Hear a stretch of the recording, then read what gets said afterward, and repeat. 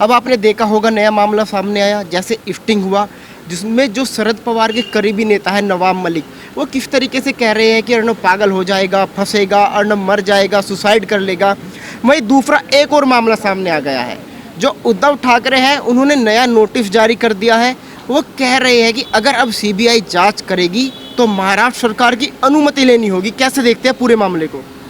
देखिए, ये देश के फेडरल स्ट्रक्चर को जो है अपने विशेष अधिकारों का प्रयोग करके उनको कहीं ना कहीं जो है छिन्न भिन्न करने का एक प्रयास है। इससे पहले हमने एक ऐसा ही वाकया जो है आंध्र प्रदेश के अंदर देखा था, जब चंद्रबाबू नायडू वहाँ पर मुख्यमंत्री थे और किस प्रकार से उनकी सरकार जो है तमाम भ्रष्टाचार के आरोपों में लिप्त थी। और जब केंद्र की सरकार द्वारा जो है सीबीआई की जांच की संस्तुतियां की गई तो उन्होंने जो है सीबीआई को रोकने के हर संभव प्रयास किए। और आज जो महाराष्ट्र के अंदर हो रहा है, आज कैसे महाराष्ट्र की सरकार जनता के काम को एक तरफ छोड़कर राजनीतिक विद्वेष के तहत, चाहे वो कोई एक्ट्रेस हो, चाहे वो कोई सेना का रिटायर्ड जवान हो, चाहे कोई एक आम आदमी हो, उन सब के ऊपर अपनी जो राजनीतिक गुंडागर्दी है उसको कहीं ना कहीं दिखाने का प्रयास कर रही है। अब ये वाकया आया, ये जो फर्जी टीआरपी स्कैम का एक वाकया आया, एक डेस्परेशन में। देखिए क्या होता है, जब आप कानून सम्मत काम करते हैं तो वहाँ गलतियाँ नहीं होती और गलतियों की संभावनाएं कम होती हैं। परंतु जब आप एक पॉलिटिकल वेंडेटा के तहत काम करते हैं, जब आप किसी को झूठे प्रपंच में फंसाने का काम करते हैं, एक झूठ को दबाने के लिए 100 झूठ बोलने पड़ते हैं। इसी प्रकार महाराष्ट्र की सरकार ने एक झूठे केस को लगाने के लिए कितने झूठ का सहारा लिया। और इसी महाराष्ट्र सरकार के वकील कपिल सिब्बल ने जो है जाकर कोर्ट के अंदर ये हलफनामा दिया कि जी उस केस के अंदर तो जो है रिपब्लिक भारत का नाम नहीं था। तो आज देश जानना चाहता है कि ये किसके इशारों पर ये जो खेल चल रहा है। अब चर्चा का विषय ये है कि उत्तर प्रदेश की सरकार ने जो है इसके ऊपर एफआईआर दर्ज कर ली है और एक सीबीआई जांच की संस्तुति कर दी है। अब जब इसकी जांच की आंच उनको लगा कि ये खेल उल्टा पड़ गया है, तो अपने राजनीतिक आकाओं और उनकी शक्तियों का किस प्रकार से दुरुपयोग हो रहा है, आज ये हम महाराष्ट्र के अंदर भली भांति देख रहे हैं। वहाँ की सरकार ने जो पुलिस के जो कानून है उसको जो है विड्रॉ कर लिया है, ताकि जो सीबीआई है वो वहाँ पहुँचकर अपने तफ्तीश ना कर सके। तो आज देश जानना चाहता है, देश समझना चाहता है कि किस किस की हॉबनॉबिंग है। क्या उद्धव ठाकरे सीधा सीधा अरुण पुरी के चैनल को बचाना चाह रहे हैं, परंतु वो जितना मर्जी जोर लगा लें वो बचा नहीं पाएंगे। लेकिन सर अब तो ये भी साफ हो गया है, जो एनसीपी के नेता हैं माजिद मेनन, जैसे इफ्टिंग हुआ उनका भी बयान सामने आ जाता है कि जो अर्नब गोस्वामी है वो हद में रहकर बात करे, नहीं तो इंजाम भुगतना पड़ेगा। तो साफ साफ तौर से दिखाई दे रहा है कि जो शरद पवार है वो कहीं ना कहीं पूरे मामले में इन्वॉल्व है।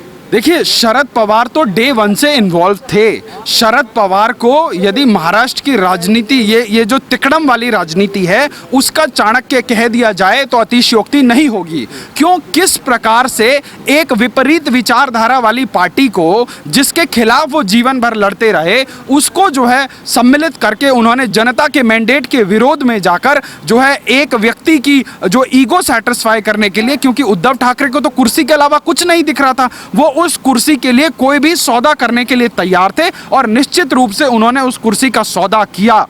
और आज जिस प्रकार से स्टिंग ऑपरेशन हुआ, जिस प्रकार से नवाब मलिक, एक कैबिनेट मंत्री, एक जिम्मेवार कैबिनेट मंत्री, उसकी भाषा सुनिए आप। आपको उन शब्दों पर गौर करने की आवश्यकता है। जब एक कैबिनेट मंत्री कहता है कि हम उसके ऊपर इतने केस लाद देंगे कि उसको जो है सुसाइड करना पड़ेगा, आप उन शब्दों की गहराई को समझिए।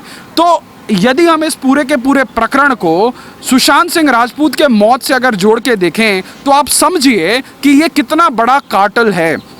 कि क्या सुशांत को मारने वाले लोगों की भी मोडस ऑपरेंडी यही रही होगी कि उसको इतना दयनीय कर दो, उसको इतना परेशान कर दो कि वो कुछ ऐसे स्टेप लेने पर मजबूर हो जाए। परंतु ये सब जांच का विषय है और अभी जांच चल रही है। शायद हमें पता लगे कि सुशांत सिंह राजपूत के मारने वाले, उसके गुनहगार कौन थे। परंतु आज जिस डेस्परेशन में, चाहे वो महाराष्ट्र का गृह मंत्री हो, चाहे शरद पवार के ये जो गुर्गे हैं जो गली के गुंडों वाली भाषा का प्रयोग कर रहे हैं, चाहे वो माजिद मेमन हो और चाहे वो नवाब मलिक हो, आज मुझे शर्म आती है कि मेरे देश में ऐसे लोग जनप्रतिनिधि हैं जो अपनी राजनीतिक भाषा के विपरीत चलने वाले लोगों को जीवित तक नहीं देखना चाहते। वो कहते हैं कि वो मर्यादा लांघ रहा है। अरे भैया, आप कौन होते हैं मर्यादा किसी की निर्धारित करने वाले? यदि मर्यादा की बात करें तो आप लोग वो हैं जिन्होंने कांग्रेस पार्टी सोनिया गांधी को विदेशी मूल का होने के कारण पार्टी का में विद्रोह करके आपने पार्टी तोड़ी और 15 साल तक उसी पार्टी की गोद में बैठकर सरकार चलाते रहे। तो ये कौन सी जो है नैतिकता थी? आज नैतिकता की दुहाई वही लोग दे रहे हैं जिन्होंने जीवन पर्यंत अनैतिक काम किए हैं और उसके बाद आज ये लोग पत्रकारों को पत्रकारिता सिखाएंगे। 2014 के बाद इस देश का जो लिबरल ये जो मीडिया है, जो लुटियन मीडिया है और ये विपक्ष के लोग यही बोलते आए कि देश के अंदर जो है अभिव्यक्ति की आज़ादी नहीं है, और अभिव्यक्ति की आज़ादी की दुहाई देने वाले लोग आज राष्ट्रवाद की पत्रकारिता करने वाले अर्नब गोस्वामी को मारने के लिए, मरवाने के लिए कितने बड़े बड़े जो है प्रपंच कर रहे हैं, कितने बड़े बड़े जो है वो षड्यंत्र रच रहे हैं। आज देश के सामने ये चीज़ उजागर हो रही है। अच्छा, इस मामले में अर्नब गोस्वामी ने महाराष्ट्र गवर्नर को भी चिट्ठी लिखी है कि सत्ता का जो दुरुपयोग किया जा रहा है, किसी ना किसी को तो हस्तक्षेप करना होगा इस मामले में। आपको याद होगा कुछ लोग हमारे देश में नक्सलियों के ह्यूमन राइट्स की बात करते हैं, आतंकवादियों के ह्यूमन राइट्स की बात करते हैं, लेकिन वो आज कोर्ट भी पूरे के पूरे मामले में चुप दिखाई दे रहा है। देखिए, आपको ये प्रकरण वहाँ से समझना पड़ेगा जब से सुशांत सिंह राजपूत की मौत हुई। सुशांत सिंह राजपूत की मौत होने के बाद जब उस केस पर एफआईआर दर्ज हुई बिहार में और उसके बाद केंद्र सरकार ने सीबीआई की संस्तुति करी, आपको जानकर आश्चर्य होगा कि ये महाराष्ट्र की सरकार 200 पन्नों का एफिडेविट लेकर सुप्रीम कोर्ट पहुंच जाती है कि इस मामले पर सीबीआई की जांच क्यों ना हो। आप सोचिए, महाराष्ट्र की सरकार और महाराष्ट्र की पुलिस की प्रायोरिटीज़ क्या रहीं? जिन लोगों ने 100 दिनों तक एक एफआईआर दर्ज नहीं करी, जिन लोगों ने 100 दिनों तक एक व्यक्ति को गिरफ्तार नहीं किया, वो लोग 200 पन्नों के जो है हलफना में जो है सुप्रीम कोर्ट के अंदर दायर करते हैं और सुप्रीम कोर्ट जो है सरकार से लेकर महाराष्ट्र की पुलिस को फटकार लगाती है कि आप लोगों ने तो कानूनी प्रक्रिया तक जो है प्रारंभ नहीं करी, आप लोगों ने तो सीआरपीसी की धाराओं तक में जो है इस केस की जांच शुरू नहीं करी, आप लोगों ने तो जुमा 40-50 लोगों के बयानात दर्ज कर जो है एक लीपापोती करने का काम किया है। जो प्रथम दृष्टया सबूत थे उनको जो है एक तरह से मिटाने के लिए सहयोग करने जैसा काम किया है। तो जो कोर्ट की सख्त टिप्पणियां हुई हैं, यदि आज उसको पब्लिक डोमेन में रख दिया जाए तो किस प्रकार से कोर्ट ने उद्धव ठाकरे की सरकार को जो है बीच चौराहे पर नग्न कर दिया, ये बताने के लिए वो बयानात काफ़ी हैं। परंतु आज इस सत्ता के नशे में चूर, इस खैरात में मिली हुई सत्ता के नशे में मदहोश ये एनसीपी और शिवसेना वाले लोग ये समझ नहीं रहे कि ये जनता जो है, ये जब आप कल दोबारा उनके पास जाएंगे जनादेश मांगने के लिए तो किस मुंह से जाएंगे?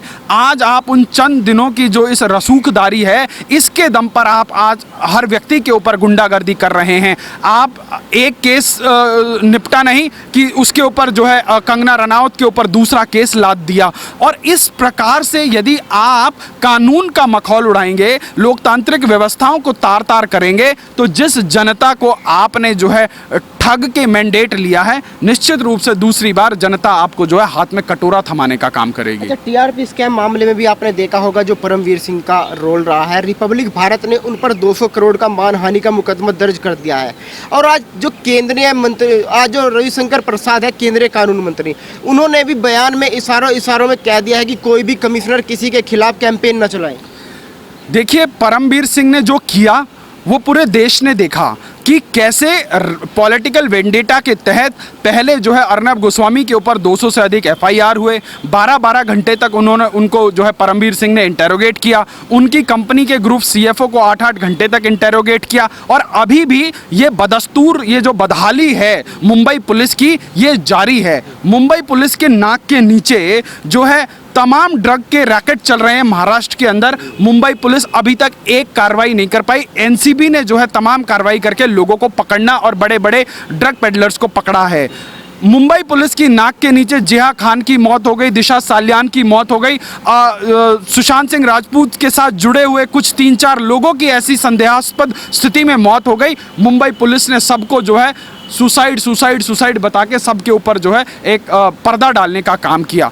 हे भगवान, आज क्या हो रहा है महाराष्ट्र के अंदर? जिन लोगों को जनता को न्याय दिलाने का पहरेदार माना गया है, यदि वो ही राजनेताओं के नौकर की तरह, राजनेताओं के जो है चाटुकारों की तरह यदि वो पेश आने लगे, तो इस लोकतांत्रिक व्यवस्था में जनता न्याय के लिए किसके पास जाएगी? देखिए, हमारे देश के अंदर जो लोकतांत्रिक व्यवस्था है उसमें जो 4 स्तंभ हैं, और उसमें जो बहुत महत्वपूर्ण स्तंभ है वो एक है पत्रकारिता और दूसरी है न्यायपालिका।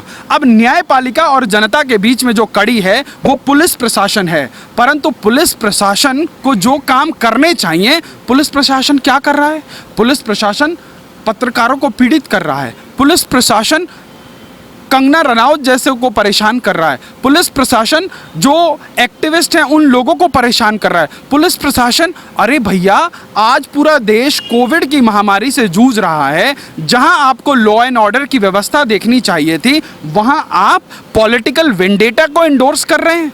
परंतु आपको याद रहे कि ये जो सरकारों के अंदर बैठे हुए लोग हैं, ये 4 दिन की चांदनी फिर अंधेरी रात है। ये 10 जनपद के आशीर्वाद से चल रही सरकार चंद दिनों की चांदनी है। और मैं तो आपके चैनल के माध्यम से मां महिम राज्यपाल और देश के राष्ट्रपति से अनुरोध करूंगा कि महाराष्ट्र जैसे राज्य पर, जो मुंबई जो देश की फाइनेंशियल कैपिटल है, वहां पर तुरंत प्रभाव से जो है राष्ट्रपति शासन लगा देना चाहिए और वहां पे मध्यावधि चुनाव हो जाने चाहिए। क्यों? क्योंकि ये जनता का मैंडेट नहीं है, ये जनता के मैंडेट को ठग कर बनाई हुई अनैतिक सरकार है, जो हर रोज अनैतिक काम कर रही है और अनैतिक काम करने वाले लोगों को बचा रही है। अच्छा, आखिरी सवाल ये है कि जब टीआरपी स्कैम की सीबीआई जांच कर रही है तो उद्धव ठाकरे क्यों रोड अटका रहे हैं? अब किसको बचाने का प्रयास किया जा रहा है? देखिए, साफ साफ पता लग रहा है कि उद्धव ठाकरे जो उनके मनमाफिक चलने वाले चैनल हैं, जैसे आज रिपब्लिक भारत की बढ़ती लोकप्रियता से सबसे ज़्यादा परेशानी है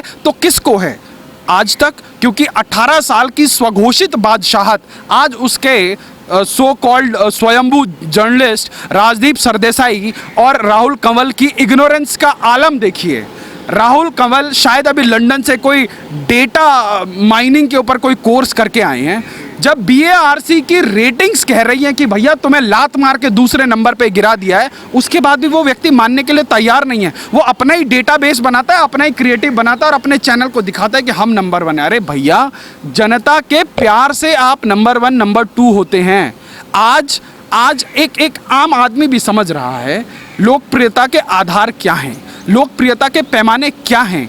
आज जिस चैनल के 4-4 करोड़ सब्सक्राइबर हैं ना यूट्यूब पे, उसको प्राइम टाइम पे गिनती के 15-20 हज़ार लोग देख रहे हैं। और जो चैनल अभी 1.5 साल पहले आया है, जिसके यूट्यूब पे मुश्किल से 48 लाख सब्सक्राइबर हैं, 1.5 से 2-2.5 लाख लोग उसको प्राइम टाइम पर देख रहे हैं। तो क्या अपने आप अपने चैनल पे नंबर 1 लिख देने से कोई नंबर 1 होता है क्या? आज ये अरुण पुरी और उसके चैनल की छटपटाहट देखिए।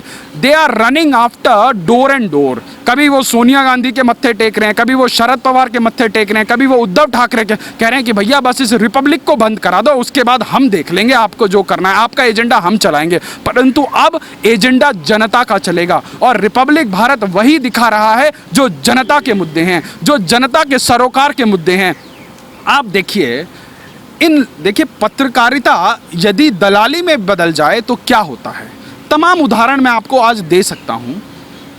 दिल्ली में चुनाव के रिजल्ट आए तो एक न्यूज़ चैनल के स्टूडियो के अंदर प्राइम टाइम चलाने वाला स्वघोषित स्वयंभू पत्रकार हाथ में काजू कतली लेके नाच रहा है जैसे उसके जीजा जी की सरकार आ गई हो। तो आप समझ जाइए कि एजेंडा पत्रकारिता किसे कहते हैं, डिजाइनर पत्रकार किसे कहते हैं। जो लोग रात के 9 बजे आकर प्राइम टाइम पर अपने आकाओं का एजेंडा चलाएं, देश की जनता के जो मुद्दे हैं उनको क्या बोलते हैं। सुशांत की मौत हो गई तो बोल दिया कि अरे वो तो छोटा मोटा सा कलाकार था, उसके पीछे इतनी क्यों भागा दौड़ी हो रही है। अगर वो इतना छोटा मोटा कलाकार होता राजदीप सरदेसाई, तो आप रात की इमरजेंसी फ्लाइट पकड़ के 2 घंटे तक रिया चक्रवर्ती का इंटरव्यू नहीं करते, क्योंकि आपको पता लग गया कि देश की जनता सिर्फ और सिर्फ इस मुद्दे को देख रही है। और जब आप देखिए बलरामपुर में रेप होता है, आज तक के कैमरे वहां नहीं पहुंचते। जयपुर में 3 दिन के अंदर 15 रेप होते हैं, आज तक के जो है कैमरे वहां नहीं पहुंचते। परंतु कहां जिमी जिप लेकर पहुंच जाते हैं, ये हाथरस पहुंच जाते हैं। और एक दिन के कार्यक्रम में अर्नब गोस्वामी ने पूरा का पूरा स्कैंडल एक्सपोज कर दिया कि कैसे लोग जो है वहां पे एक जात पात का एंगल लेकर समाज के अंदर जो है एक जो है सामाजिक समरसता को समाप्त करने पर तुले हुए थे। और आप बताइए, ये जो नेता लोग गिद्ध की तरह, जो ये चैनल वाले गिद्ध की तरह पहुंचे हुए थे, आज पहुंच रहे हैं क्या? आज जब वहाँ सीबीआई और एसआईटी जांच कर रही है, दूध का दूध पानी का पानी हो रहा है, अब ये चैनल वाले जो है बुर्का ओढ़ के ऐसे बैठ गए हैं जैसे कुछ हुआ ही नहीं। तो अब देश की जनता का एजेंडा चलेगा, और जो जनता के एजेंडे पे आगे बढ़ेगा, देश की जनता उसी को जो है लोकप्रिय बनाएगी। और ये टीआरपी देश की जनता के प्यार